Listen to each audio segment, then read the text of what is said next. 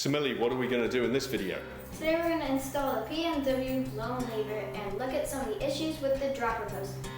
I hope you have a happy riding in the spring, so let's get started. In our prior video, we replaced a faulty TranzX dropper lever on Dex's Polygon D24X. The dropper cable was stuck in the lever, so we replaced the lever and dropper cable under a warranty claim from Bikes Online. Bikes Online were great, they stand behind their product, and they were very helpful and responsive. The new lever operated correctly and it pulled tension on the cable as it should. We then found out that the dropper still would not work correctly as there was insufficient return force in the actuator to pull the cable back into its neutral state after the lever was released. We suspected it was either excessive friction on the cable in the lever or that the cable routing somewhere between the lever and the dropper post was kinked again, causing friction on the cable. We purchased a new dropper lever, the PNW Loam Lever, in red, which perfectly matches Dex's grips. The fuzzy logic for the purchase was that the clamping mechanism on the cable wouldn't cause any fraying of the dropper cable. Plus the large bearing pivot in the lever would be smoother than the TranzX lever. Plus, did I mention it matched Dex's grips? So we swapped out the functioning TranzX lever with the PNW lever, and we replaced the original housing with new housing and new dropper cable. This wasn't captured on video as the memory card on the camera filled up and the camera didn't alert us to the fact it stopped recording.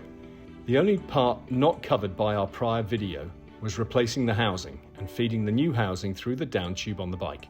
To make this process simple, we fed the dropper cable through the new housing and then into the old housing and then pulled the whole assembly up through the down tube and out of the upper grommet.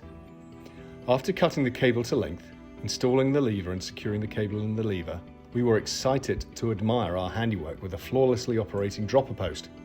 Fate or general incompetence had other ideas. The dropper was getting stuck with the actuator open when depressing the lever, meaning that the post could be lowered but wouldn't stay down. Conversely, when the dropper went back up, it would sink back down under body weight even though the dropper lever had been released. We attempted to feed the housing up into the seat tube in case it was under tension and pulling on the actuator. This was not the case.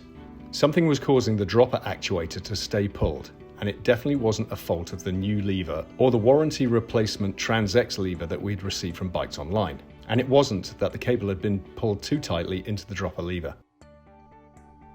So I believe I've identified the issue with Dex's dropper post. If we slam the post all the way down into the seat tube, it doesn't return properly. See this? There's no spring, it doesn't return. So that means that the actuator is just stuck open and it won't either go up when it's down or go down when it's up. So if we pull the seat post out to a mark of say 7 on the back there, and now try it. Now the lever returns. Let's just take it down a little further.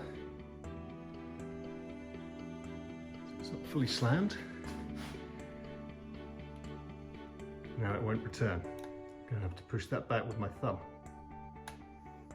Okay, so what we're going to have to do is I'm going to have to raise this just somewhere above 8 for that to actually work.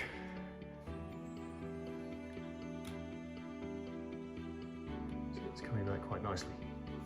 I think what's happening is the cable coming out of the bottom of the actuator is probably coming across at an angle as the seat tube gets inserted further down and the actuator is actually lower within the seat tube.